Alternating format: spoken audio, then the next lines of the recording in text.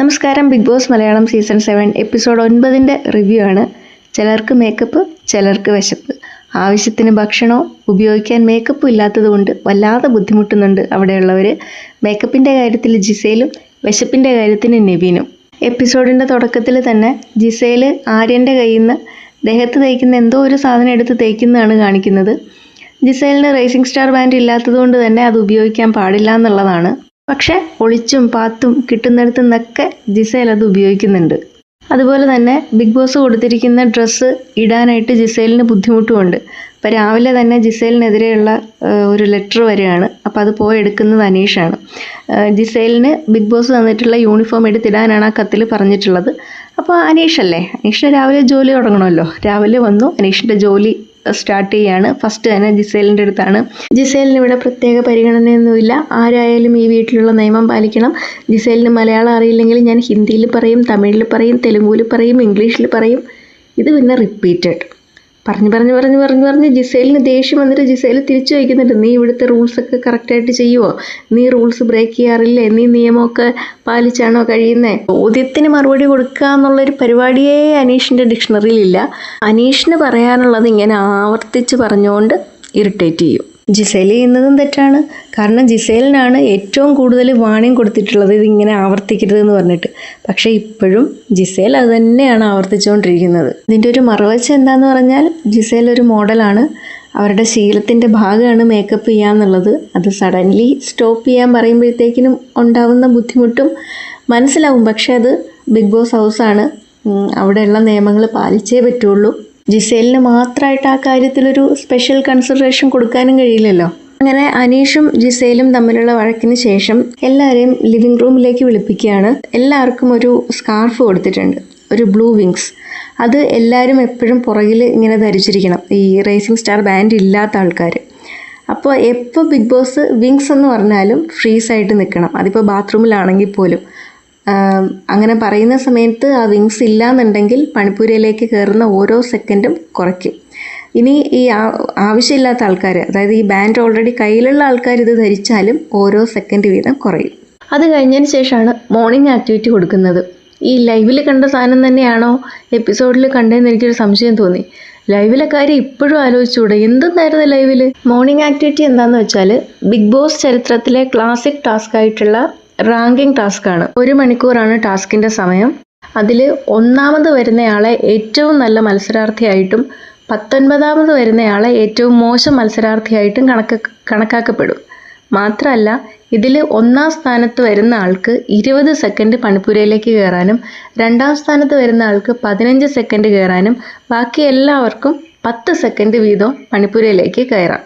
കൂടാതെ ഈ ടാസ്കിൽ ആദിലയും നൂറയും 2 വ്യക്തികളായിട്ട് തന്നെയാണ് മത്സരിക്കേണ്ടത്. ബിഗ് ബോസ് ഇത് പറഞ്ഞ് നിർത്തിയത് മാത്രമേ ഓർമ്മയുള്ളൂ. അപ്പം തന്നെ അനീഷ് പറഞ്ഞു, 1ാം സ്ഥാനം എനിക്ക് വേണം, 1ാം സ്ഥാനം എനിക്ക് അവകാശപ്പെട്ടതാണ്, ബിഗ് ബോസ് 1ാം സ്ഥാനം എനിക്ക് അവകാശപ്പെട്ടതാണ്. പിന്നെ റിപ്പീറ്റഡ് ആയിട്ട് ഇത് മാത്രമേ കേൾക്കാനുണ്ടായിരുന്നുള്ളൂ. എപ്പിസോഡിൽ വന്നപ്പോഴത്തേക്കിനും കുറച്ചും കൂടെ വൃത്തിയും മെനയ്ക്കുമൊക്കെ കേൾക്കാവുന്ന രീതിയിൽ കൊണ്ടുവന്നിട്ടുണ്ട്.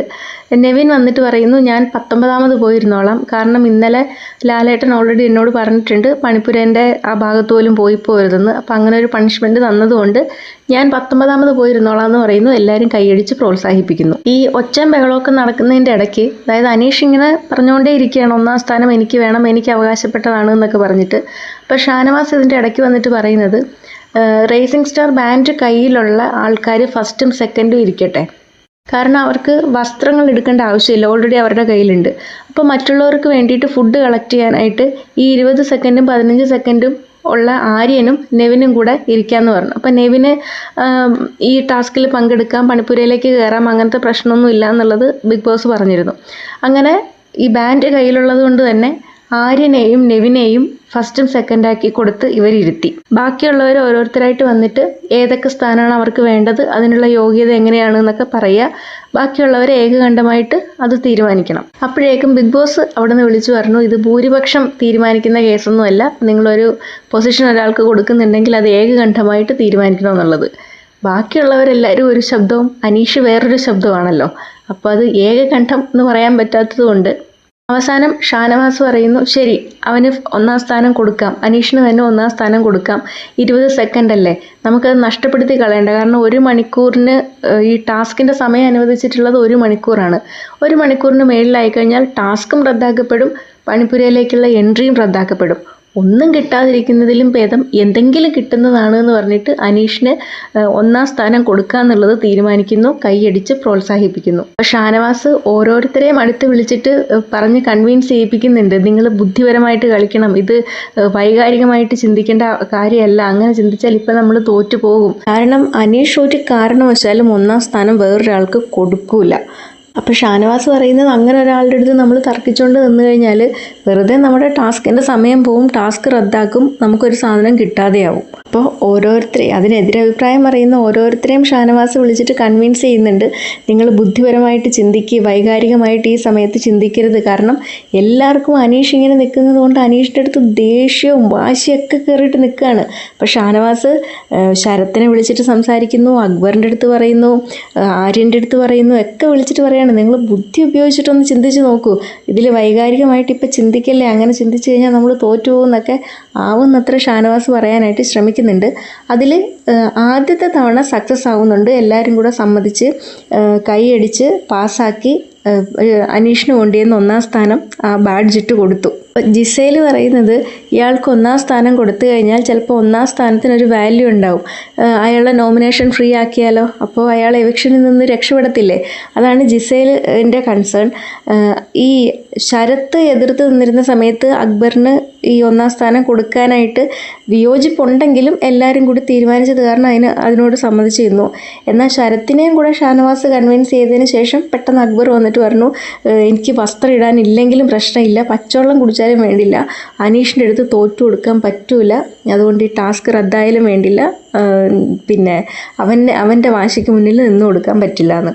അപ്പോൾ അത് കഴിഞ്ഞതിന് ശേഷം ഷാനവാസ് പറയുന്നു, ശരി നമ്മൾ അനീഷിൻ്റെ മുന്നിൽ തോറ്റു കൊടുക്കുന്നില്ല, അപ്പം നമ്മൾ കഴിഞ്ഞ ഒരാഴ്ചയായിട്ട് കുറച്ച് ഭക്ഷണം ഉപയോഗിച്ച് ജീവിച്ച് ശീലിച്ചു, ഉള്ള വസ്ത്രം മാറി മാറി ഇടാനും നമ്മൾ ശീലിച്ചു, അപ്പം നമ്മൾ അനീഷിൻ്റെ മുന്നിൽ തോറ്റു കൊടുക്കുന്നില്ല, ഇതിങ്ങനെ തന്നെ പോട്ടെ, അങ്ങനെ പറഞ്ഞു. അങ്ങനെ ടാസ്ക് റദ്ദായി, പണിപ്പുരയിലേക്കുള്ള എൻട്രിയും റദ്ദായി. അത് കഴിഞ്ഞതിന് ശേഷം പുതിയ ക്യാപ്റ്റനായിട്ടുള്ള ഷാനവാസ് അധികാരം ഏറ്റെടുക്കുകയാണ്. അതുപോലെ ടീം ഡിവൈഡ് ചെയ്യാനായിട്ട് ബിഗ് ബോസ് പറയുന്നുണ്ട്. അതിനു മുമ്പ് അനീഷ്, പഴയ ക്യാപ്റ്റനായിട്ടുള്ള അനീഷിന് ഇഷ്ടപ്പെട്ട സ്വന്തം കയ്യിലുള്ള എന്തെങ്കിലും ഒരു വസ്തു ഷാനവാസിന് കൈമാറാമെന്ന് പറയുന്നു. അപ്പോൾ അനീഷ് പോയി നോക്കിയിട്ട് സാധനങ്ങളൊന്നും ഇല്ലല്ലോ കയ്യിൽ, പിന്നെ ഉപയോഗിക്കാത്തൊരു ചീർപ്പാണ് ഉണ്ടായിരുന്നത്. പിന്നെ അനീഷ് പറയുന്നു, എൻ്റെ കയ്യിൽ ഇതേ ഉള്ളൂ, ഞാനിത് നിറഞ്ഞ സന്തോഷത്തോടു കൂടി ആത്മാർത്ഥമായിട്ട് ഷാനവാസിന് നൽകി അധികാരം കൈമാറുന്നു എന്ന് പറയുന്നു.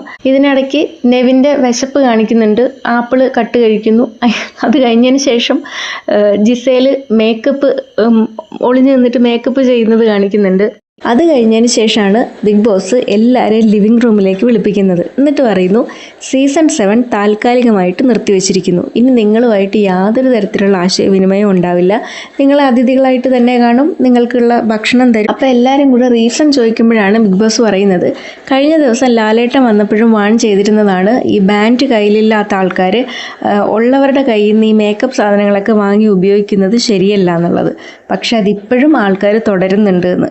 അത് ഈ സീസണിനെ അപമാനിക്കുന്നതിന് തുല്യമാണ്. ക്യാപ്റ്റനും ഇതിൽ ഉൾപ്പെട്ട ആൾക്കാരും ഇനി മേലിൽ ഇത് ആവർത്തിക്കില്ല എന്ന് ഉറപ്പ് തന്നാൽ മാത്രം മുന്നോട്ട് പോകാമെന്ന് ബിഗ് ബോസ് പറയുന്നു. അതിന്റെ അടിസ്ഥാനത്തിൽ ക്യാപ്റ്റനായിട്ടുള്ള ഷാനവാസ് ചോദിക്കുന്നു, ഇതിൽ ആർക്കൊക്കെയാണ് കൊടുത്തിട്ടുള്ളത്, ആരൊക്കെയാണ് ഉപയോഗിച്ചിട്ടുള്ളത്, ഇപ്പം ആരുടെയെങ്കിലും കയ്യിൽ ഉണ്ടോ എന്നൊക്കെ ചോദിക്കുമ്പോൾ നമ്മുടെ നൂറേയും ആദിലയും കൂടെ വന്നിട്ട് പറയുന്നു, ഞങ്ങളുടെ കയ്യിൽ നിന്ന് ആൾക്കാർ വാങ്ങിയത് ഉപയോഗിച്ചിട്ടുണ്ട്, ഞങ്ങൾ കൊടുത്തിട്ടുണ്ട്, അത് ഞങ്ങളുടെ തെറ്റാണ്, ഇനി അത് ആവർത്തിക്കില്ല എന്ന്. അപ്പോൾ ബിന്നി എഴുന്നേറ്റ് പറയുന്നു, ഞാൻ ജിസേൽ ഉപയോഗിക്കുന്നത് കണ്ടിട്ടുണ്ട് എന്ന്. ജിസേലിനോട് ചോദിക്കുമ്പോൾ പറയുന്നു, ഞാൻ എടുത്തിട്ടില്ല, ഞാൻ ഉപയോഗിച്ചിട്ടില്ല, നേരത്തെ ഉപയോഗിച്ചിരുന്നു എന്ന്. പക്ഷെ ഇപ്പോഴും ജിസേലിന്റെ കയ്യിൽ ആ സാധനം ഉണ്ട്. ഏതായാലും ക്യാപ്റ്റൻ ബിഗ് ബോസിന്റെ അടുത്ത് പറയുന്നു, ഇനി മേലിൽ ഇത് ആവർത്തിക്കില്ല എന്ന്. അങ്ങനെ അത് പറഞ്ഞതിന്റെ അടിസ്ഥാനത്തിൽ ഗെയിം മുന്നോട്ട് പോകുന്നു. അത് കഴിഞ്ഞതിന് ശേഷമാണ് മിഡ് വീക്ക് എവിക്ഷനിലേക്ക് 6 പേരെ സെലക്ട് ചെയ്യണം. അപ്പോൾ ഓരോരുത്തരായിട്ടും വന്നിട്ട് ഞാൻ ആ 6 പേരിൽ എന്തുകൊണ്ട് ഉൾപ്പെടുന്നില്ല എന്നുള്ളത് മറ്റുള്ളവരെ പറഞ്ഞ് ബോധ്യപ്പെടുത്തണം. അങ്ങനെ കറക്റ്റായിട്ട് സംസാരത്തിന്റെ മികവ് പുലർത്താൻ കഴിയാത്ത ആൾക്കാരെ ഓരോരുത്തർക്കും സെലക്ട് ചെയ്യാം. അങ്ങനെ സെലക്ട് ചെയ്തിട്ടുള്ള 6 പേരാണ് അനീഷ്, രേണു, ഒനീൽ, സരിക, ശാരിക, റന. ഈ മിഡ് വീക്ക് എവിക്ഷന്റെ പ്രത്യേകത എന്താന്ന് പറഞ്ഞാൽ അത് വോട്ടിങ്ങിന്റെ അടിസ്ഥാനത്തിലല്ല, കൊടുക്കുന്ന ടാസ്കുകളിലെ മികവ് നോക്കിയിട്ടാണ്. ടാസ്ക് നന്നായിട്ട് ചെയ്തില്ല എന്നുണ്ടെങ്കിൽ ചൊവ്വാഴ്ചയ്ക്കും വ്യാഴാഴ്ചയ്ക്കും ഇടയ്ക്ക് 2 പേരെ പുറത്താക്കും. ഈ മിഡ് വീക്ക് എവിക്ഷന്റെ ഈ നോമിനേഷൻ പ്രോസസ്സ് കഴിഞ്ഞതിന് ശേഷം വീക്ക്ലി നോമിനേഷനിലേക്കുള്ള ഇത് നടക്കുകയാണ്. നോർമലി എല്ലാ വീക്കിലും നടക്കുന്നത് പോലെ തന്നെ. ഇപ്പൊ ചരിത്രത്തിൽ ആദ്യമായിട്ടാണ് 2 തരം എവിക്ഷൻ പ്രോസസ്സ് ഇതേപോലെ നടക്കുന്നതെന്ന് പറയുന്നു. ഈ 6 പേരും കൂടാതെ ഷാനവാസും അക്ബറും അവർ ഈ ഭാഗ്യത്തിന്റെ പണിപ്പെട്ടി ടാസ്കിലൂടെ ഡയറക്റ്റ് നോമിനേഷനിൽ വന്നതുകൊണ്ട് 6 പേരുടെ കൂടെ ഇവരെയും ഒഴിവാക്കി ബാക്കിയുള്ള ആൾക്കാരിൽ നിന്നിട്ടാണ് ഈ ആഴ്ചത്തെ നോമിനേഷനിലേക്ക് സെലക്ട് ചെയ്യേണ്ടത്. അങ്ങനെ സെലക്ട് ചെയ്തിട്ടുള്ള ആൾക്കാരാണ് ബിൻസി, ആര്യൻ, ആദില നൂറ, അനുമോള്, ബിന്നി, ജിസേൽ, നെവിൻ, ശരത്ത്, ശൈത്യ എന്ന് പറഞ്ഞാൽ അഭിഷേക് ഒഴികെ ബാക്കി എല്ലാ ആൾക്കാരും ഇപ്രാവശ്യം നോമിനേഷനിലുണ്ട്. എപ്പിസോഡിന്റെ അവസാനം അക്ബറും ശരത്തും ബിൻസിയും കൂടി ഇരുന്ന് സംസാരിക്കുന്നത് കാണിക്കുകയാണ്. അവര് ഷാനവാസിനെ കുറിച്ചാണ് സംസാരിക്കുന്നത്. ഷാനവാസ് ഫേക്കാണ്, പിന്നെ എല്ലാരെയും മാനിപ്പുലേറ്റ് ചെയ്തിട്ട് ഇങ്ങനെ സംസാരിക്കുകയാണ്, അത് കൺവിൻസ് ചെയ്യാനായിട്ട് ഭയങ്കര ബുദ്ധിമുട്ടുന്നുണ്ട് എന്നൊക്കെ ഷാനവാസിനെ പറ്റിയിട്ട് ഇവര് 3 പേരും കൂടി ഇരുന്ന് പറയുകയാണ്. ഇത്രയൊക്കെയാണ് ഇന്നത്തെ എപ്പിസോഡിൽ ഉണ്ടായിരുന്നത്.